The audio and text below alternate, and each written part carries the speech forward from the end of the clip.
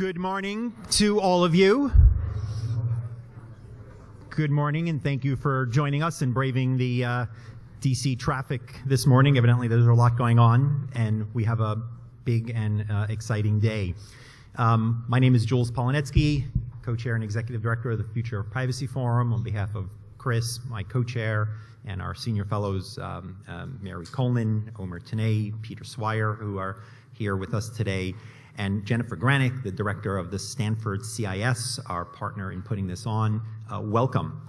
Let me start by asking our host, Fred Humphreys, head of the Microsoft DC office, who plays such an important role in policy and privacy in this town, and who was so gracious as the numbers of this event grew and we moved from space at Microsoft's offices and were worried that we weren't going to fit into the room for 100. They said, no problem, we'll put you in the church. I said, the church? I heard about this deal with Nokia, but when did Microsoft buy a church? So to answer that question, as well as join in welcoming you, and Frank, thank you so much always for the day-to-day work making this town work. Fred, please join us, and thank you for hosting us here today.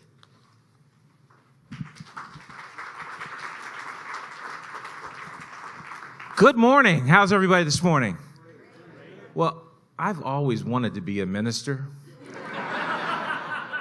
So it's great to have you in church. I'm actually doing a bucket list thing today and being able, there you go, just like a good Baptist, all the way to Methodist church.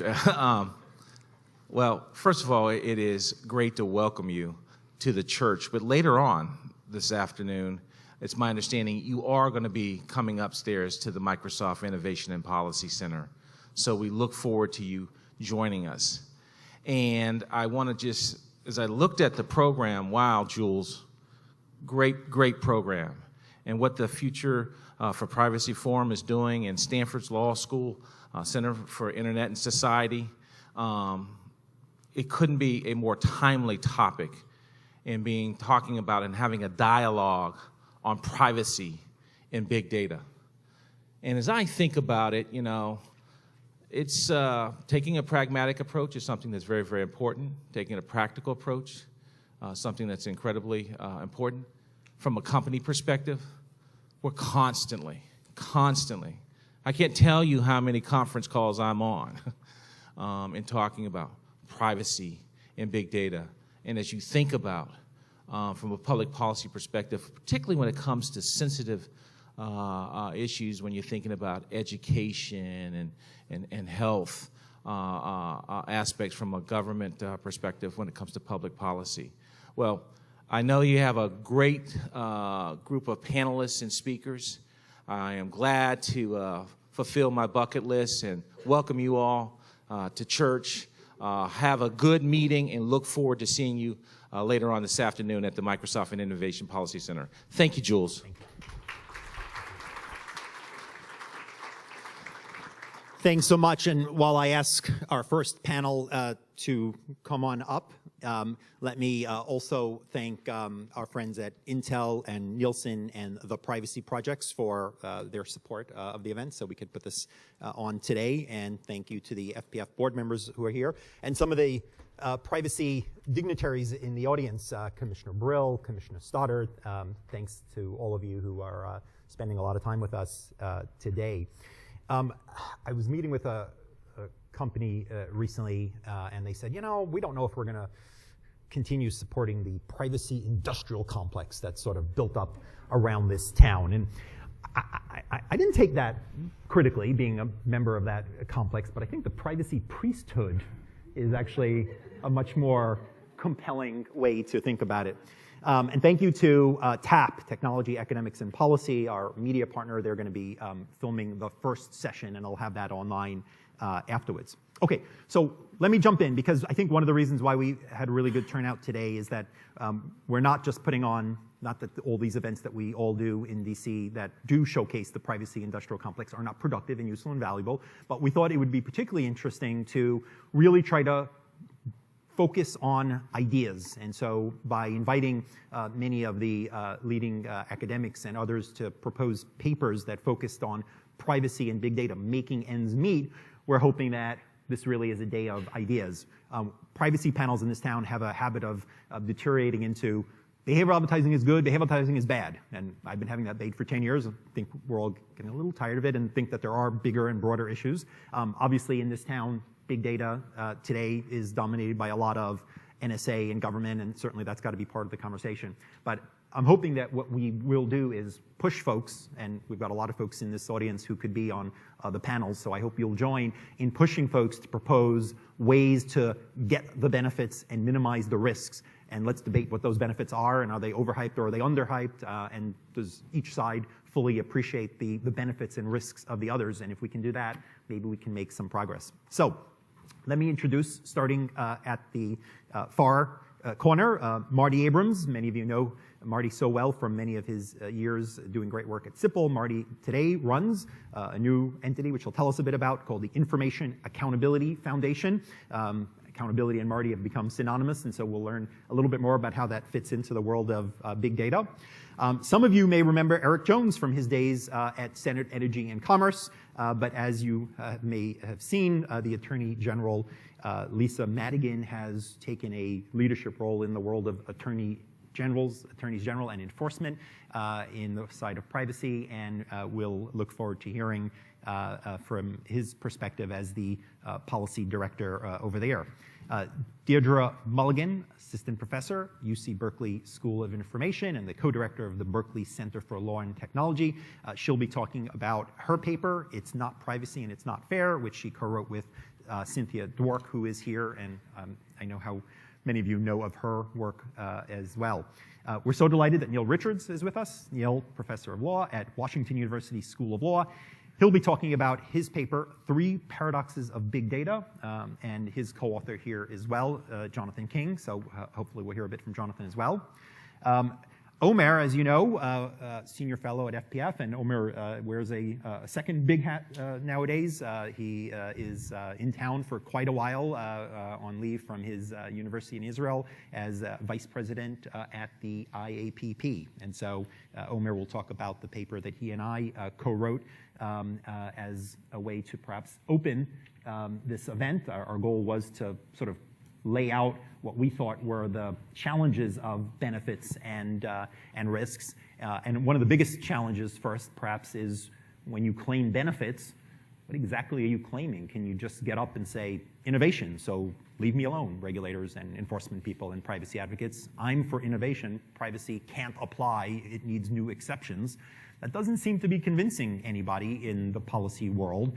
And so we thought we would try to at least start to lay out a way to think about documenting benefits, and we hope to maybe do a bit more as well on documenting risks. So, Omer, can I ask you to kick off and give it a bit of a flavor of privacy and big data making ends meet? Yeah, sure. So, as Jules just said, and Jules is a co-author of the paper, there has been a lot of thinking, at least in our legal privacy world, about assessing privacy risks. So there's been writing about direct privacy risks, and Ryan Calo, who might actually, is Ryan come here? No, but Ryan Calo wrote a couple of papers about privacy harms. There is increasingly literature about secondary privacy risks, really externalities to society more broadly, not just for the individuals affected. Neil wrote a paper at the Harvard Law Review about the risks of surveillance to a democratic society, to a cohesive society. Deirdre and Cynthia have written several papers now about unfairness, discrimination, classification, stratification of society as a result of some of the analytics and predictive analytics increasingly But clearly, there are also big benefits to big data and to data analysis.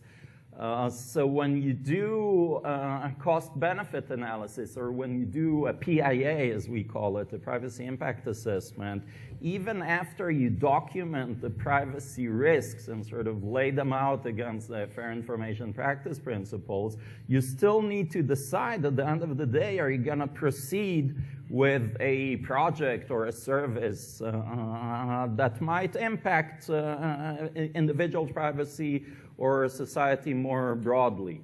So, you know, if you can cure cancer and at the same time inflict some privacy harm, maybe it's worth it. If you can just increase ROI by, you know, 0.1%, maybe it's not. But how do we assess that? We think that there has not yet been a rational and sort of logical way to go about it and to assess privacy benefits, mapping, well, big data benefits, mapping them against some of the privacy harms.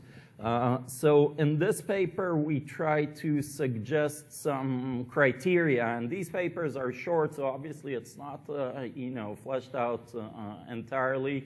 But we raise criteria such as who is benefiting from the big data analysis. Is it the same person who is affected? Is it society more broadly? Is it a community? Is it just the organization or the company, the business oftentimes, that does the analysis? What is the nature of the benefit, and who is to say? So Paul Omer wrote a paper recently in the He's Paul here. here? Oh, so Paul wrote another paper blasting our work in the Pennsylvania Law Review Online, saying that some of our arguments are, you know, we conflate some compelling benefits, for example, in health research or maybe in national security, with things that are much more mundane and maybe not worth it, for example, in behavioral advertising. But, you know, we question who is to say, who is to decide, and how do we decide whether economic efficiency is worth more or less than a medical breakthrough. So what is the nature of the benefit, and also what is the certainty or, you know, in cost-benefit analysis, we'd call it the discount factor. Like, what if there is only a 1 in a million chance of solving a problem or improving a situation? Is that worth inflicting privacy cost, and to whom? So I think this is sufficient for now, just to lay out the argument. One of the biggest challenges that I think people have raised when we've said, look, this is not necessarily the full purview of the privacy thinker, whether it's the regulator or the CPO or whoever, because we're talking about, is health more important than privacy? Is the environment, and again, we're assuming that there are times where there's conflict, and hopefully we'll talk a bit about whether or not there really is a conflict, or it's, again, just sort of an excuse to try to ignore specific rules that seem to be potentially in conflict. But I think one of the challenges is who should be, is this something just happens quietly at a company where, you know, do we trust then that whatever their view of, you know, important benefits will always prevail? Is it the debate we're having today where, you know, we at least are having a national debate about the balance of, you know, claims of data collection for security purposes, obviously obscured because we don't have all the information, and obviously some real, you know, obvious constitutional issues, but this is sort of the debate. We don't have this sort of debate in this same level of national scrutiny as in other areas. Marty, you look like you're ready to react to that. Well, there was, at my former employer, the Center for Information Policy Leadership, we had a big data project. Paula Breening is in the room. She is the lead author, along with Meg Ambroslata of the paper. And what we did in that paper is we broke big data into two phases. The first phase is a discovery phase where you do research. And I think when it comes to trying to figure out the ultimate benefits, in terms of the balancing act that goes into this first phase, understanding what the data tells you, that's not the big issue. The big issue is the discovery of trends, the discovery of information, discovery of what is predictable and how effective you are in predicting that. That's the discovery phase. The second phase is the application phase. And what I would suggest, Omer, is it's in that application phase where you absolutely have to have this balancing, the balancing of the interest of applying this new knowledge versus the risks to individuals and the risks to society of applying this new knowledge.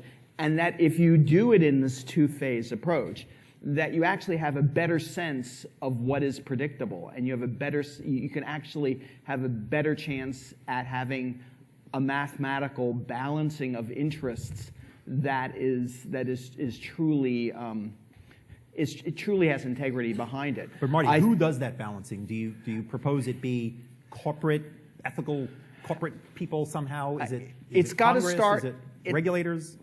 I see Meg in the audience. It's got to start with the organization itself, but the organization has to have criteria that are established, that are accepted, that we understand. So the fact is that today, one of the criteria is risks to fundamental rights and freedoms. I don't know what that word means. I don't know if I'm an engineer, I'm a lawyer. I don't know what risks to fundamental rights and freedoms are. So one of the things we as a society, as a group of privacy professionals, both policymakers, regulators, and business and civil society, I'm now civil society, have to figure out is what are the articulatable, tangible, intangible, and societal risks that engineers and statisticians and others can begin to play with. But the process has to start with the organization. The process has to have integrity. And it's then the role of regulators, and we can talk about when that should take place, regulators be able to have the capacity to judge the capacity of that organization to be able to do that work with integrity. There's no way that you can have an external, we can talk about specific external committees of experts who can be involved in analysis, but at the end of the day, in an accountable organization, the responsibility and the answerability rests with the organization. Ryan Kalo, in one of his papers, which is part of the proceedings, I think we've got it perhaps on the agenda for later, but at risk of at least getting a bit of a reaction, proposes, I think, that there would be review boards of some sort that somehow ethically, propose to the government or propose to the company or so forth, because these are subjective, value-driven decisions. And does anyone think that that's a feasible? It's an interesting and certainly novel idea. Is it a practical idea?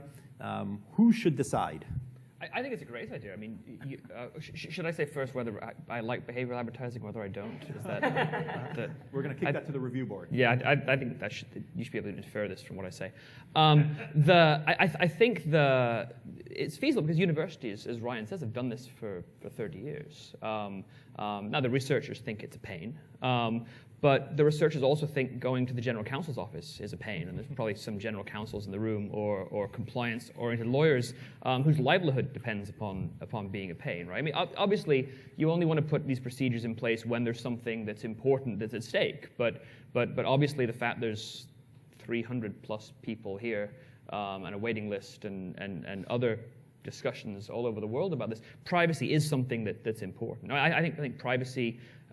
Scholars, academics, advocates, lawyers, members of the priesthood or wizards council or whatever could do a better job articulating exactly what those are. And I think that's one of the good things in your paper. But I do think we need to think about values, about process, and about making sure that privacy is thought about and protected sort of all the way down so that we can get many of these undeniable great benefits of big data and other related technologies, but not sort of monetize everything, including our civil liberties. I guess I'd like to actually respond to Marty's proposal to bifurcate the conversation and say let the collection go and figure out what we might learn, and then we'll have a conversation about risks and benefits. And of course, that just by nature is going to put privacy in a hole, because we're going to have some very concrete benefits against ostensibly rather abstract, but I think we all agree, incredibly important and compelling things like freedom and liberty on the other side, which as a researcher we know are really, really hard to actually get a handle on, right? We don't know how much surveillance is too much, right? That is one of the complex problems in setting things out. And I would say that the costs of data collection and the costs are actually very rarely thoroughly vetted, right? Even the hard costs. I think you're simplifying the process. If you look at a two-phase approach, there is due diligence, there is privacy impact that is done on that first phase, and it relates to issues like, is it appropriate for that data to be repurposed for this particular research, and what is the criteria for making the decision about whether it's appropriate to repurpose that data? You were. I think you're making an assumption that I think that collection is different than it was 40 years ago. We live in an observational world. I would love to go back to a world that was less observational, but we do live in an observational world. So I think that many of the data that is put into the process is data that already exists, and the question is it appropriate for that repurposing? And that is part of the privacy impact that is done in that first phase. I think what you're divorcing from the first phase is the impacts of when you apply the knowledge. And part of the reason I think this isn't there's lots of reasons why I think it's important to have a two-phase approach, but one of them is that we should be free to learn. Learning is it's not evil. It's what we do with the learning. I wasn't. I'm sure you are, but I'm against freedom. Right. That's right, and as am I. But I think that the point is that you're right. There's lots of work that we need to do on what is purpose within context and within compatibility, and I think that is part of the work that needs to be done in big data. This doesn't. But what I'm saying is a two-phase approach doesn't preempt that work being done. Neil, let me ask you to bring in your paper, but particularly you point to a transparency paradox, which seems to be a challenge perhaps to we need to collect. The transparency paradox seems to raise concerns with the new methods of collection. Can you? Yeah, so I'm not sure if Marty was driving this or not, but one of the arguments he made was, well, the data already exists. That's different from saying whether the data should be collected. I mean, if data does exist, that doesn't mean we shouldn't maybe stop collecting that kind of a data, or we should put rules on the data when it gets collected. So I think the transparency paradox is one of these sort of, we talked about magicians before, the sort of mystical thinking that infuses the big data discussion. I mean, you could, in a lot of, so like this book, The Human Face of Big Data, or there's other places where you could just replace the word big data with magic. Should we have magic? Well, yes, we want to have magic. But hang on a minute. If we had magic and we had wizards everywhere, we would want to regulate the wizards because they're magical. So the transparency paradox is related to this. It's the idea that we hear so often in big data discussions, privacy is dead. We hear it all the time, but privacy is dead. It makes the entire world transparent. Marty said we live in an observational age. But we do and we don't, right? Privacy is not dead. If privacy are the rules that govern information, and we live in an information society, then if privacy is dead, we're just going to have no rules. And to a room full of lawyers, that should be the single most scary thing you can imagine, right? There are no, the privacy's dead, there are no information rules, there are no more rules needed, there are no more lawyers. Okay, let's all go home. I can teach con law, that's fine. But the transparency paradox is the idea that we're going to have privacy rules. The question is the concept, what those rules should be under what circumstances. That's very, very complicated. But just to say the world's now transparent, I think makes no sense, because we still need rules to govern the collection, use, disclosure, transfer, analysis of the information. And similarly, I think another part of the paradox is the very entities that are calling the loudest for the transparent society or the surveillance, whether it's the government or whether it's private entities. The NSA is the most private organization in the United States. There may be a more private one that we don't know about because it's so super private, but the NSA says, we can't tell you what we're doing. It's private because bad things will happen if we are made transparent. Well, is there a greater statement for the importance of privacy in appropriate circumstances? Similarly, we had an FPF meeting at Facebook a couple of years ago, and I can't tell you what we talked about, because the first thing we did when we walked in the room was somebody presented us with, in the front door of Facebook, with NDAs, right? When the big data entities, public and private, are themselves insisting on a massive amount of contractually or criminal law enforceable privacy, I think we need to think a little more concretely about what transparency really is, because we're not going to have a fully transparent society. We may live in an observational age, but there are some observations that we're not going to be able to make even in an era of big data. So when you talk transparency, though, are you talking transparency of the collection or transparency of what are the algorithms really doing behind the scenes, or both? Yes. Yes. Both. As with the data itself, as with the tools of big data, as with the uses to which it's put, and the decisions, whether it's denying people insurance on an economic basis, on a race or gender or sexual orientation, I don't know.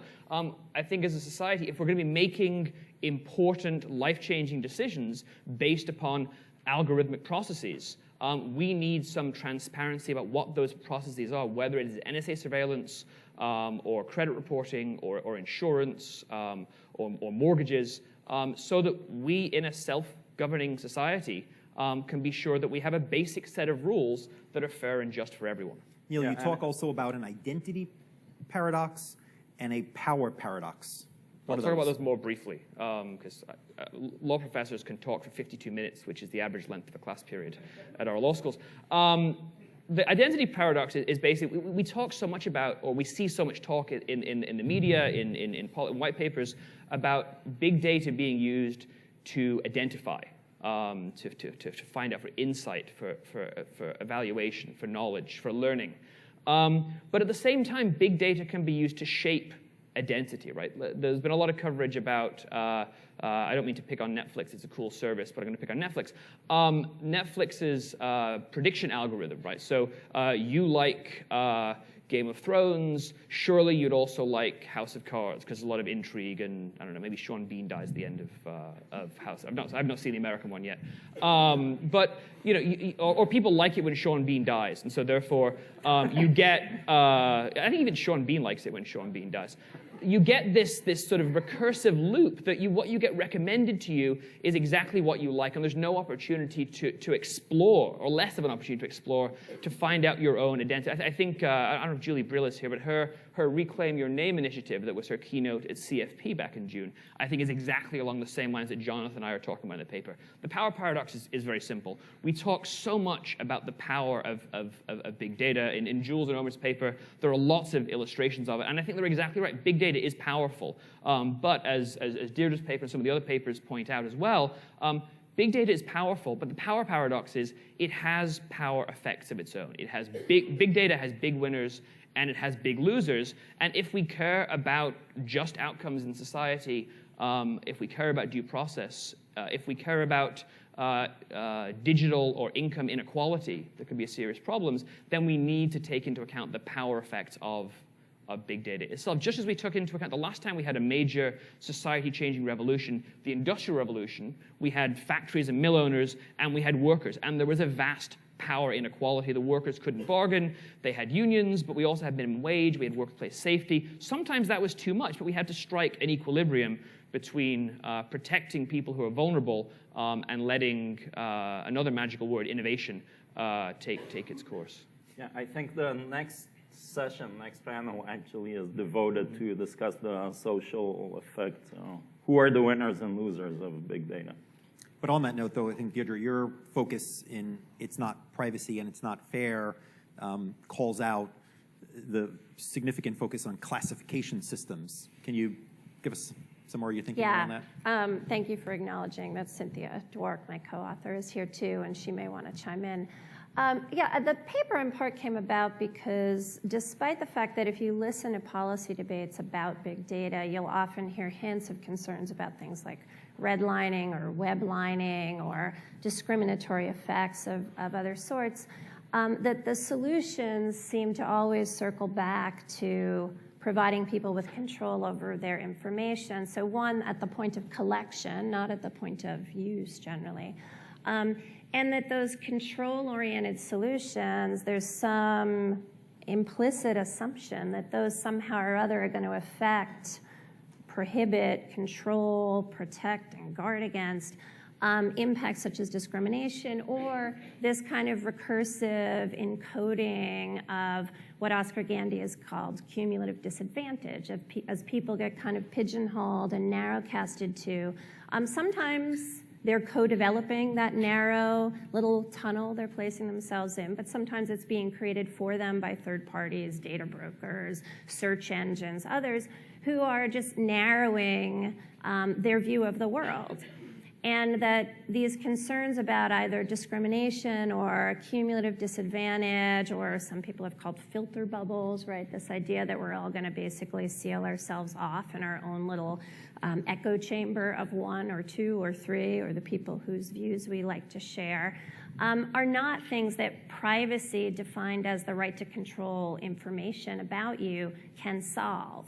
And that if the policy conversation isn't broadened in several ways, one, an understanding that there are a set of other very specific concepts at stake. I would say decisional autonomy. When we think about privacy, we certainly think about control over information, but we also have a very long history of privacy protections that are about respecting some autonomous decision-making of individuals, right? And we see this very strongly in the constitutional jurisprudence. But when you hear people talk about manipulation, or you hear people talk about Jeff Chester's psychographic profiling back from the 1990s, there was this idea that the influence that third parties had in the way in which they were controlling and shaping through classification and segmentation of the information environment one's exposed to, that they're basically eroding privacy in the concept of decisional autonomy, right, that they're influencing. Of course, we're all influenced by each other, but big data provides the opportunities for big hidden influence in ways that we probably haven't yet grappled with. But Cynthia and I more specifically wanted to highlight concerns about the fact that control-oriented solutions where they, for example, reduce the availability of information about protected classes, actually can make it difficult to either design algorithms that are not going to recursively produce those discriminatory tunnels, and they can make it very difficult to police. So it shouldn't come as any big surprise that there was a large racial privacy initiative in California a number of years ago, whose goal, right, the goal of the folks who got it on the ballot was to put a nail in affirmative action. Right, that they were basically trying to limit the ability of the government to require the collection of information about race to undermine efforts to make sure that employment practices and other practices were not unintentionally discriminating. So there's a complexity in this relationship between privacy and discrimination and some of those other effects that are really, really important when we think about the role big data is going to play going forward. So I think there are two interesting challenges here, right? Here's what industry reaction or free market reaction might be to some of these things. So what I often hear is, aren't some of these things that are being proposed as new kinds of bad either already illegal if they're actually going to affect racial credit, things that have particular protected rules around it, or can you identify some things that maybe aren't protected, but they're quite close to places where we have societal agreement that these are bad things, these are discriminatory in a negative way, and let's figure out what they are, and if so, let's not do them, because to some degree, folks feel that there's sort of a battle on magic bads, right? What are those bads? Who is it that's not getting a particular benefit that we've agreed, right? Because some of these things raise issues where we probably could never pass a law saying, well, you can't hire people based on certain things, which now are available because of privacy. But if we debated these things, we'd find, no, we don't have a societal consensus to expand the legal protection. So there's that set of things that I think we need to either figure out, well, there are some new bad things, and okay, extend FICRA or racial discrimination or whatever to cover those. And then there are these things that are, I think, a bit more important, but theoretical, challenging, and where the solution might not be law, it might be, how do I design a search UI to better indicate that your results are, being enhanced in a way that you should, not be closed by a filter bubble, where it might be hard for a legal reaction. What's your... Can I just comment shortly on that, Deirdre? I think Neil's transparency sort of paradox and solution, and I hate to always return to transparency, is very useful here. And we've actually argued this before, Jules and I, that aside from the manifestly illegal practices, discrimination based on certain category which is prohibited by law, transparency of the decisional criteria, so not of the algorithms which might be protected by trade secrets or other intellectual property, but of the decisional criteria would be very helpful to sideline some of these practices which may not be illegal but are untoward or seem wrong. So, a great example, of course, which we often return to is the Target pregnancy score, the story about Target compiling a pregnancy score for a shopper. So to sort of analyze and predict whether shoppers are pregnant and actually the fairly precise week that they are along the process. So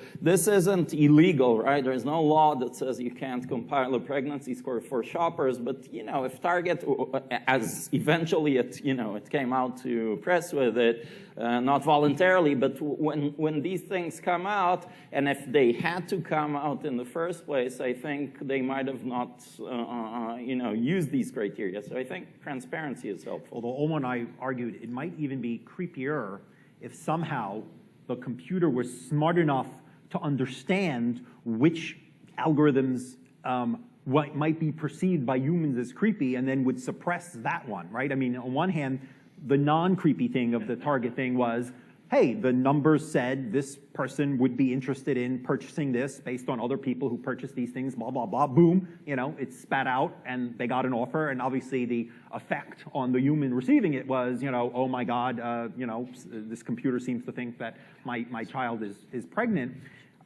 Are we going to be asking the machine to somehow have an ethic built into the algorithm that predicts where humans are likely to react to the data in an output that it thinks is creepy, which is perhaps a level of sophistication and creepiness that perhaps is scary. Erik, let me bring you in if I can. Wait.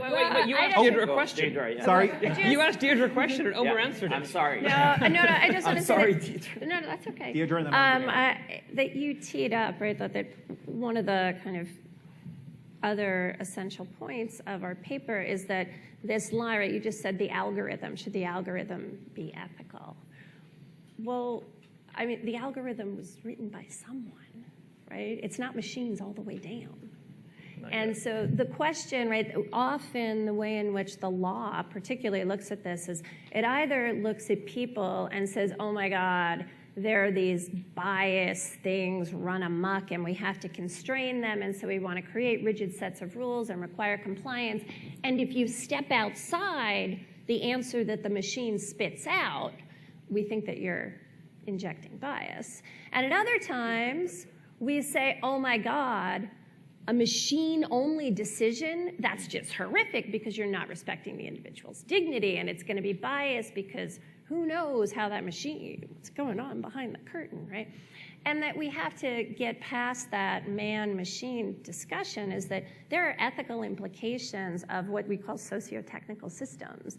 And that it's not as though any of the systems we're talking about are completely algorithmically controlled. People wrote those algorithms. They may not fully understand them.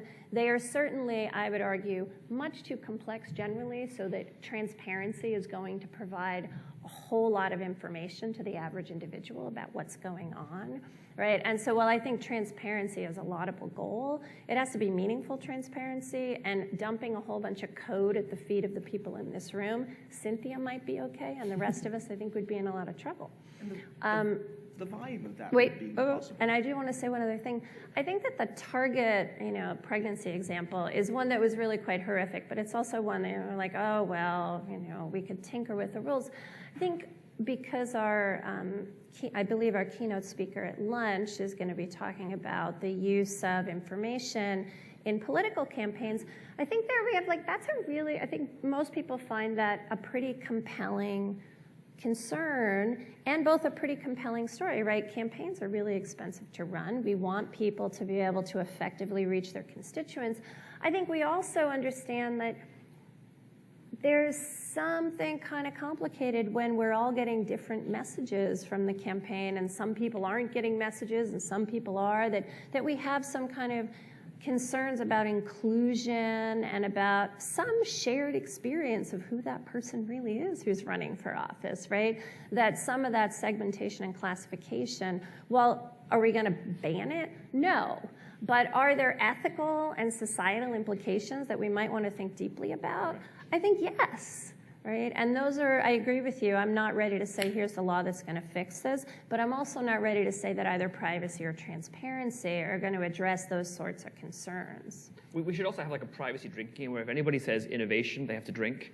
And if anybody says creepiness, they have to drink. I think and so beyond creepiness and innovation, the reason Target did the analytics for the pregnancy was not because they're pregnancy monitors. It's because they knew that the moment in which people become new parents for the first time was a moment of market weakness when they are likely to switch from, say, Walmart to Target. And so they wanted to direct coupons to the consumer at that moment. And also, after that point, they're too busy changing diapers to say, oh, maybe we should go to Walmart for a change, to get locked in. So that's really, it's not a story of creepiness, the Target story. It's a story of corporate power over consumers. It may have been okay, but I think one of the great contributions of Deirdre and Cynthia's paper is it focuses on the consumer equality, inequality. Another thing that Jules asked is, what are some of the harms? Another harm that I've written a lot about is intellectual privacy. The idea that when we're looking at people's intellectual data, their search habits, their reading habits,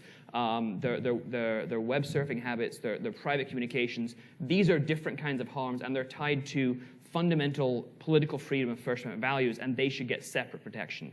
And third, I want to agree with Marty that however we decide we want to solve these problems, maybe we want to allow behavioral advertising, but put a duty of confidentiality around the algorithm and not allow onward transfer in order to allow the transaction to happen.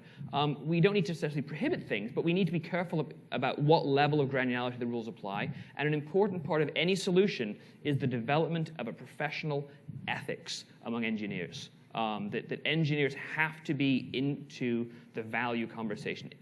Engineers might not like to talk about things like equality or political freedom any more than lawyers who fled math to go to law school necessarily like to talk about tech or SSL or crypto. But we need to have both sides of this technical words gulf in on the conversation. Engineers don't like to talk, period. Erik, lawyers do. Ground us in reality here. Would the algorithm made me do it be a good defense in your state? Where obviously we're talking about things that to some degree are beyond current law and where it should go.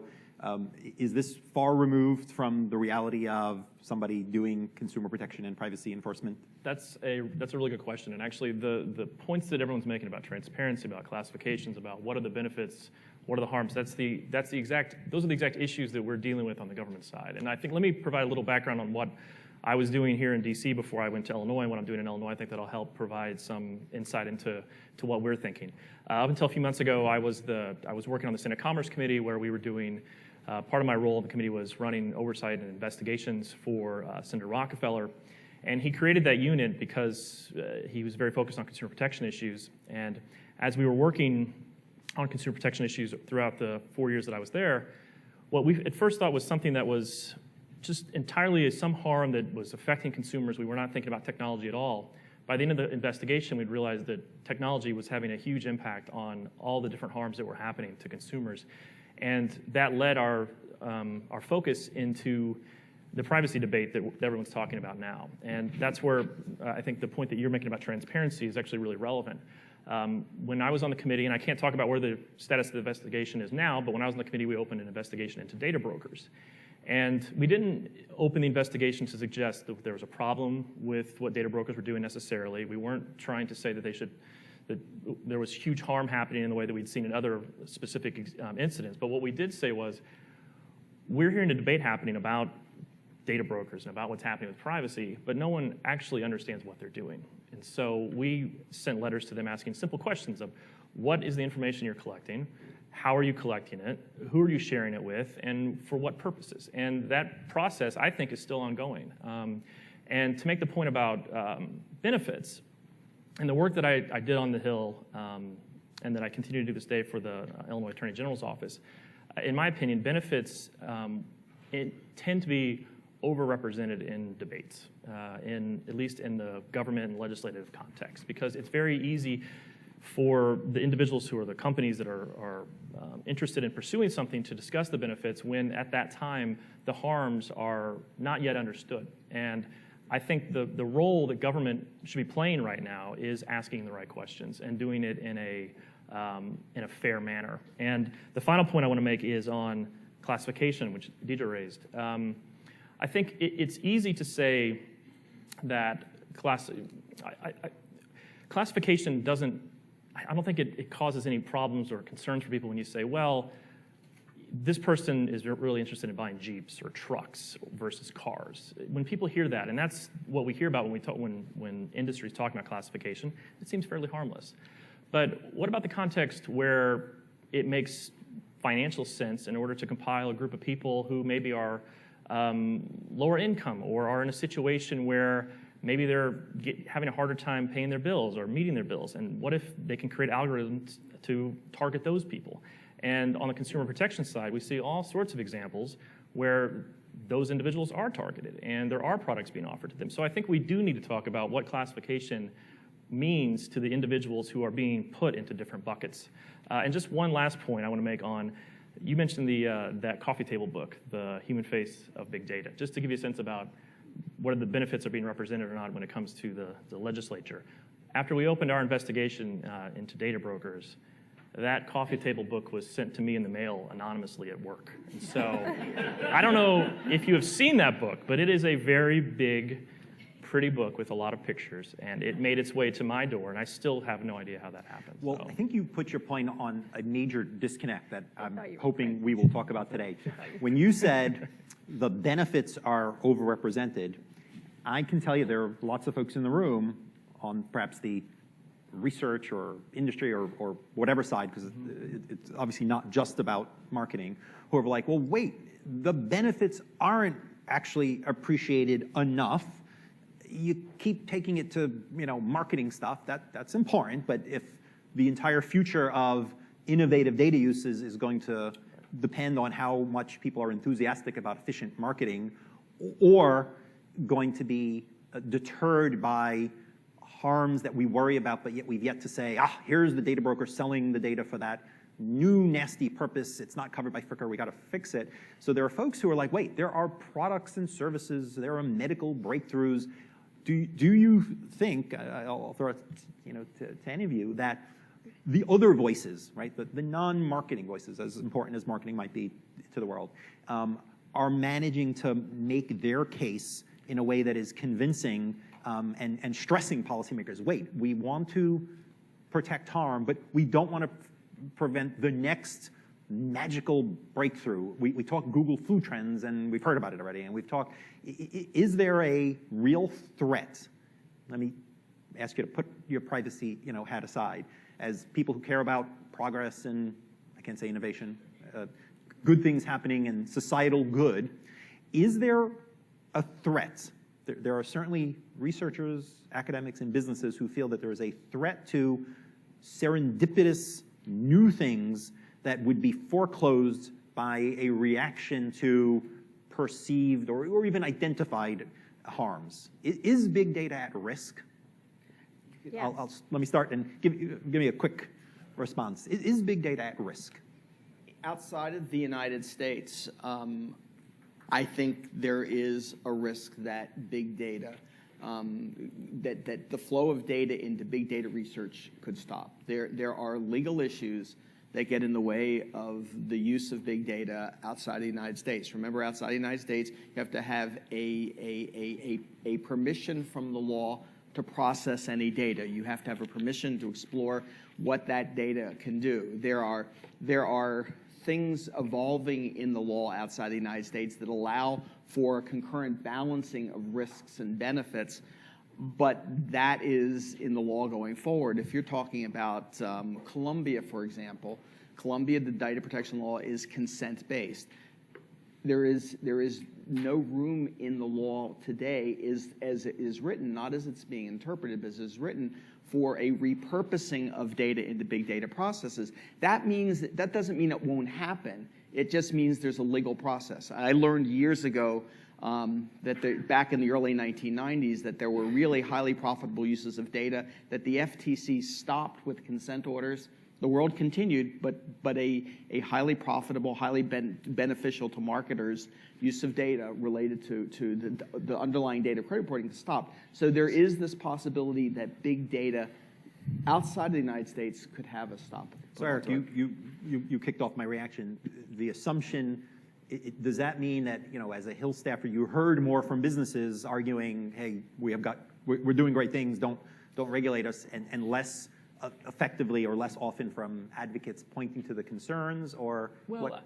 No, I should say one point I wanted to make was, and I think you bring up a good point, I think it is important for us to be talking about the specifics of the advantages and the innovation that big data can bring. And big data is such an amorphous term, and it can mean so many different things in different contexts, and I think it's important we keep that in perspective. And I think it's important for policymakers to, as much as possible, understand those distinctions.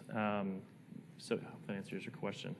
Yeah, so maybe we need to hear more from the environmentalists and the health advocates, or whoever they are making the case for how they want to use data in a real way, and where are they actually limited, or where are you threatening their real innovation? Right, and the point I wanted to make just quickly was, when it comes to Congress and the way it reacts to issues, especially new issues, I think Congress as a whole fundamentally leans towards not getting in front of innovation. And if you look at committee records and hearings that have happened over the course of the last 100 years, and when there's a new technology developing, I think members do not want to come out and say they're doing something that will prohibit innovation. And so because of that, I think you end up on the side of allowing things to happen, seeing how that plays out, finding out where the consumer harm is, and then reacting to the specific consumer harms that sort of flesh themselves out. Deirdre, you've done some phenomenal work with Ken Bamberger documenting how this system we have in the US compared to Europe in terms of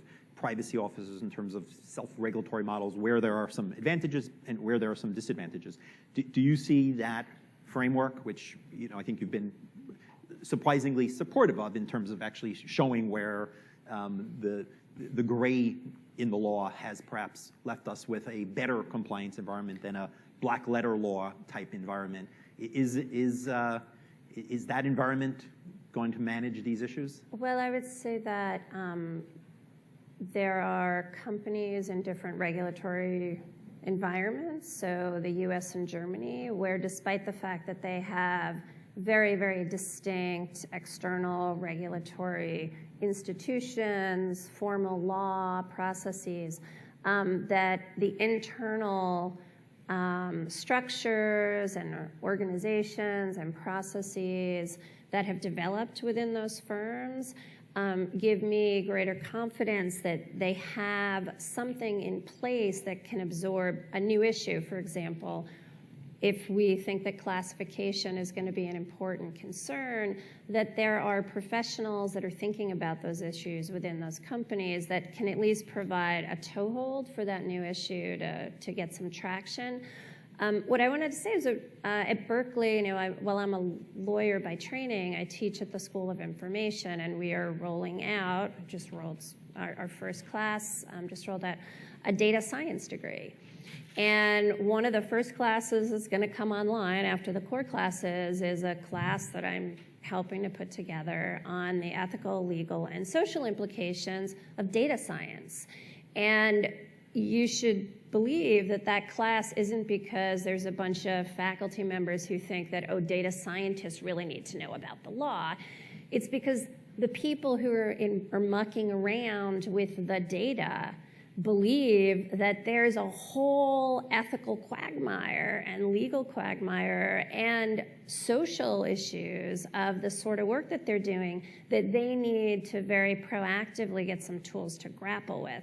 And I don't think that thinking about these issues is going to hinder innovation or hinder big data. I actually think making sure that the big data environment is as productive as it can be and as useful and beneficial to all segments of society requires folks who want to think about those issues on the front end. And Neil, it sounds like that's what you have in mind when you call at the end of your paper for a concept of big data ethics, a social understanding of the times and contexts when big data analytics are appropriate and of the times and contexts when they are not. Exactly. I'll just say in one sentence, I think big data is no more under threat. The benefits of big data are no more under threat from the kind of moderate, limited, appropriate ethical and legal regulation that Jonathan and I think Deirdre and Cynthia and others are calling for, then the Industrial Revolution and its benefits were threatened by workplace safety, child labor, minimum wage laws, that sort of thing. I think we can all agree on the fact that there needs to be ethics around big data. I think we can all agree that there needs to be procedures that keep the bad effects from bad big data from being impactful. I don't think that's the issue that is in question. I think that the methodology in terms of getting to the ethical frame around big data is part of what needs to be debated out.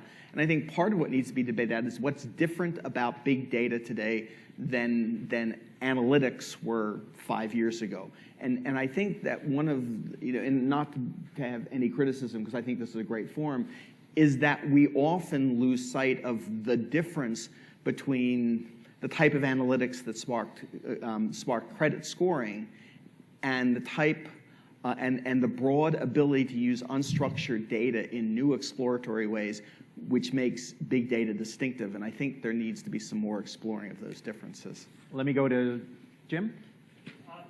It seems to me that this is a great discussion. It seems to me that it will be a more convincing discussion for the representatives of the business community that are sitting here listening to this if the panel can agree on some uses of big data that do not raise privacy concerns, because there are oceans of those uses that are solely dealing with aggregate data.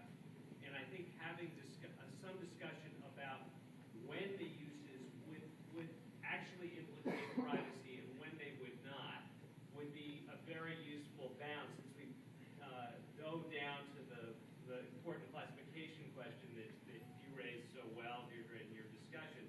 There are other forms of classification that do not relate to individuals. They can relate to sound urban planning, better education policy, better public health, that it probably is worth discussing in a way that can cabin those off. Otherwise, this sounds like an attack on all sorts of very beneficial uses of data, which I don't think any of the speakers can. Well, tell me if any of you disagree.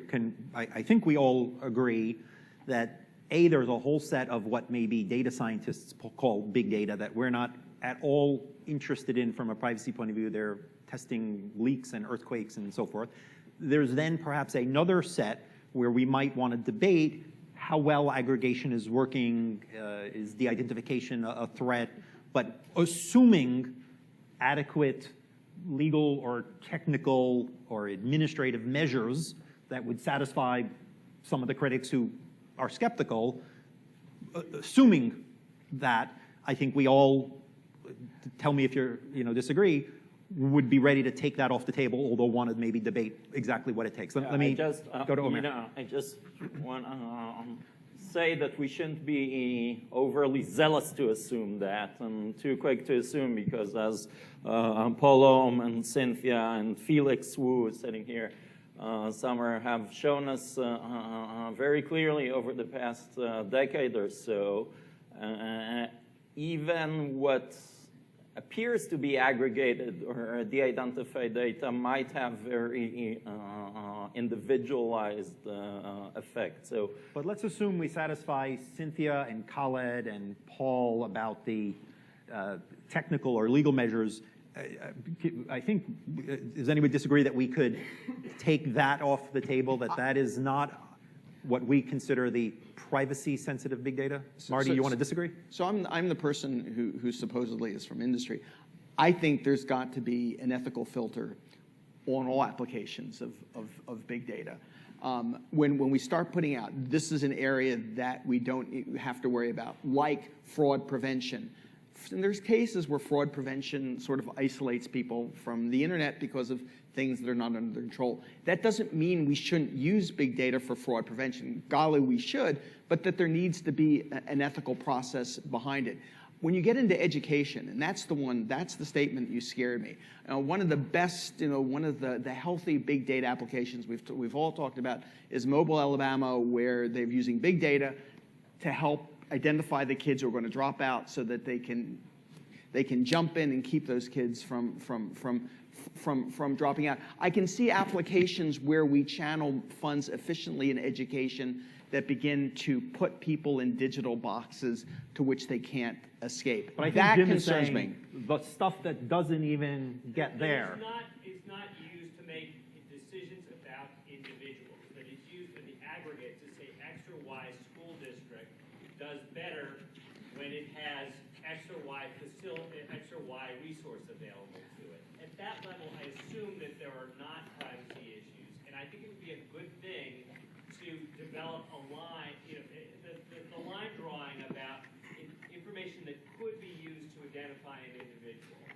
If carried to its extreme, which Omer, you started to do in response to my question, all of a sudden really does get in the way of significant benefits. The question, I think, becomes whether information is readily identifiable and whether it is going to, or actually is used to identify an individual. The FTC staff report addresses this. I think it's vital, if we're going to have a discussion about ethics in big data, to articulate a line at which there are not privacy ethics. Otherwise, any use of data, in theory, for large data sets, all of a sudden is brought into a privacy discussion. And I think that's more than the public policy marketplace will bear. I think if we're going to do that, and maybe we should, I think what we would also want to do then is do the flip side, which is to identify certain uses of big data which are so bad from a privacy perspective they shouldn't be allowed. I mean, if we're going to, and I think the choice between a categorical model and sort of a more fuzzy model is itself a choice. And I think we may ultimately decide there's things we want to mark off as sort of privacy-free innovation zones. But if we're going to do that, logically we'd also want to mark off innovation-free privacy zones. I actually want to say something slightly different, but I think, Jim, it's sympathetic to part of your point. The fact that the privacy as data protection model is driving the conversation about big data puts us in a position where we might get a great data protection solution that also creates an awesome surveillance state, right?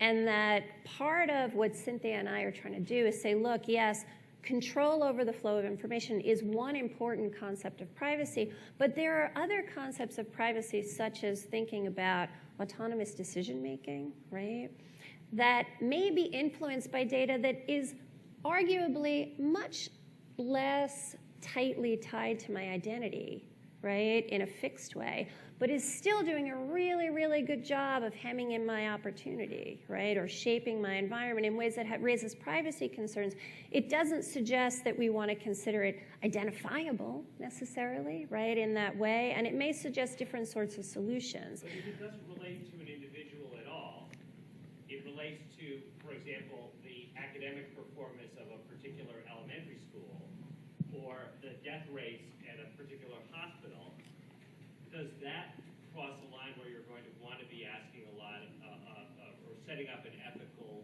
line that goes beyond looking at the aggregate at a particular unit if that is not recombined and segmented down to... Right. Well, I would say the ethical and legal issues in big data go far beyond privacy, right? And so some of the really important issues that health researchers are dealing with, we have this great new way to examine this data, and we now know we collected all this data, we promised these people we would only use it for research purposes, they would never hear from us again, and we now know that a third of the people in our population data set are at risk of this disease that we've just been able to identify, and we now have a debate about whether or not we should contact them or not. We made a commitment we wouldn't. Do we have a duty to warn? What do we do, right? That there are a whole host of ethical issues in big data that go far beyond or are different from privacy. Sure, I think your question about collecting data about institutions, sometimes there are privacy implications and often there are not. Right. Jim, hold. Let me close this particular back and forth with a version of what Deirdre said that I think puts let me call it a pro-business spin on it, which is there may be issues where data ends up doing good or bad things that don't have a privacy solution, aren't even created necessarily by a individual data type solution, but are about maybe discrimination. And they really, maybe it shouldn't be part of the privacy discussion. It ought to be, do we care that people in today's world get looked up in advance online and then don't get called in for an interview because of what they look like? That's sort of privacy because it's on Facebook, it's on Google, it's on this. But it's really about, do we want to extend protections to that? Well, someone's got to debate that, right? Do we care about extending protected class in other areas? We end up having a big privacy debate about that, the settings and this and that, and we avoid the, do we want the teacher fired for drinking the beer? Often it's not about privacy, so I think what you're raising sort of cuts both ways. Yes, we should agree that it ain't about privacy, but I don't think the ethical folks say, well, therefore there's no problem. At the same time, I think we're... Agree. Well, but so I think what we might hope to accomplish throughout the day is to perhaps say, you know what, this issue of data hurting the world or helping the world is far bigger than all of us privacy people. And one of the things Omer and I argue is that the privacy people therefore should not be the first and last word or the gatekeepers to every one of these decisions.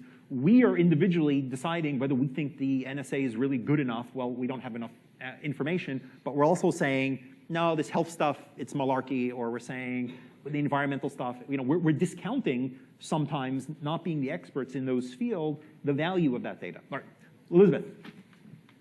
Yeah, I just wanted to respond to something that Marty said, when she used the phrase bad big data, and I kind of would like to get some commentary on that. Is it bad big data or is it bad actors using big data? And it seems to me that if it is indeed bad actors using it, that they would use the data for unethical purposes, that they're using the data, but is the data itself bad?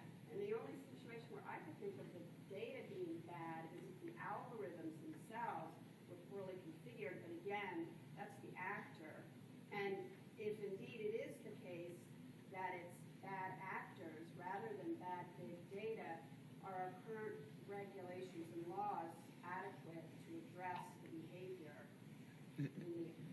There is both bad actors using well done big data, and there is big data done badly. I mean, big data is done by practitioners. Some are better than others. Some have no clue what the quality of the data they're using. They hope that the mass of the data fixes the quality of the problems. They don't know how to address it. There are practitioners who come to inaccurate conclusions or see trends that don't exist because they're bad at doing big data. That's bad big data. There are other cases where I identify a trend and I use it in a malicious way. So just as, I mean, I could see foreign players using big data done well to isolate populations and deal with those populations. So just like there was badly done statistics, there's also badly done big data. Part of the problem that comes with it is because it's mathematical, because there's a conclusion, because the person has credentials, we assume that it is big data done well. Part of the challenge for the new class of algorithmists or data scientists are being able to say, your research process lacked the integrity to give your insights the integrity that would make it possible to apply them. Okay, let me jump in. What we were supposed to do, which hopefully we did a bit of, was frame the debate, which folks are going to fill in by talking about social issues, legal issues, technical issues. Can I ask you all, and we'll close with this, and since we started late, we're going to make our coffee break very quick, bio break coffee, but come right back in, and Natasha's going to convene and start the next panel literally in 5 to 7 minutes. What didn't we do, or what do you need to say to help frame what we'd like to happen the rest of the day? Erik, what did we miss? Frame this for us. I think the first question you asked was, is this the same debate, or is this the same issue just that we were facing 15, 20 years ago? And my take on it is that what we're facing right now is actually fundamentally different than what we were looking at, say, 15, 20 years ago, even though the issue was well known at the time. And just let me provide a little example into what we're currently doing in Illinois. We've sent letters to, the Attorney General sent letters to a number of health websites based upon, not on whether or not they're doing anything inappropriate, but on the population and the number of people that are visiting the website on a monthly basis and the kind of information that they could be obtaining from people. And so 15, 20 years ago, before you went to a doctor, you would you'd maybe look into a journal or a dictionary and find out what your symptoms were, and then you would go to a doctor, and there would be no piece of information that would be available to others to take a look at. And we as a society have decided that we have regulations that protect medical information. Now, before people go to a doctor, they use the internet. And there aren't protections there in the same manner. And what we're trying to do on the government side is further understand what that means for consumers. And in the way where, just to provide an analogy here, I think at one time you had the transformation that's happening right now in the manner in which consumers and companies and the government interface is dramatically changing. And to suggest that it's not, I think, is to miss the point. And at one time, we were using horse and buggy, but we went to cars and trains and planes, and that all was transportation. Horse and buggy's transportation, and so is flying an airplane. But the difficulties and the consequences and the impacts are much, much different in the advancements that we've seen, and I think the same is applying to big data. I apologize, I went too long, but Deirdre? I'm not sure if you want me to pick up on the... What do you want? Did we frame the debate? Yeah, I just want to make sure that the framing of the debate is not just about privacy. That I think your statement, both privacy can't be the be-all to end-all of a conversation where there are real interests, right? You can think about something like the smart grid, where we made this massive investment, right? We have this energy infrastructure. It's going to, yes, on the one hand, allow real-time, basically, monitoring of what's going on in people's homes with respect to energy consumption. And while it might be at the home level and not at the individual level, most people find that pretty invasive. On the other hand, there's the opportunity to do much better forecasting and thinking about how we reduce consumption and how we shift load and balance. And I think the conversation and the regulatory environment playing out in California, where we have issues around what are the right privacy and security rules, how do we do research in an ethical way that doesn't kind of expand the privacy risks posed by that data, are really important questions. But there are also questions about how that data might be used to classify and segment and treat different parts of the population differently. Sometimes we can do those things with great intent, right? That if we're thinking about monitoring school performance, we're using that data hopefully with the intent of helping everyone rise to the top. But sometimes that same classification and segmentation can be used in ways that I think if we look hard, we're going to find really objectionable. So it's a broader conversation. Neil? I would agree largely with Deirdre. I think it's not just about privacy, and it's not just about the private sector, taking the first one last.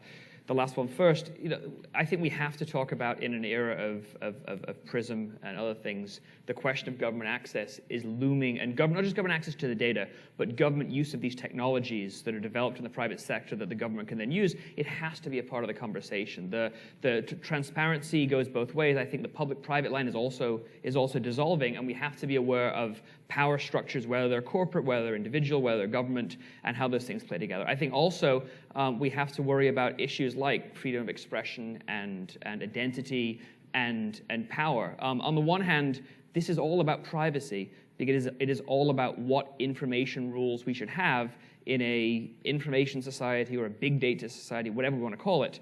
On the other hand, the sorts of ethical and legal and I kind of say normative rules that we should have are much broader than just the old sort of discussion we always have at these things in Washington, the thin notions of privacy as is it notice and choice and nothing else, or is it creepy? We have to go far beyond that, because just as big data opens the horizons of good possibility, it also opens a brave new world of potential risk and harm. It's a really hard problem, so that's what I hope we would talk about. You said creepy. Professor Tene, the last word. I said it was a reference to what we shouldn't talk about. I think privacy has always been notoriously difficult to define, and certainly if you want to do it in a tight way, and big data isn't a tightly defined term. So I think it's helpful to really understand what it is we're talking about, what the issues are. And in that way, despite my response to Jim, I think his aspiration of sort of cordoning off some parts of, at least of the discussion and saying that is not a privacy discussion is admirable, because that would be very helpful. Please join me in thanking our panelists.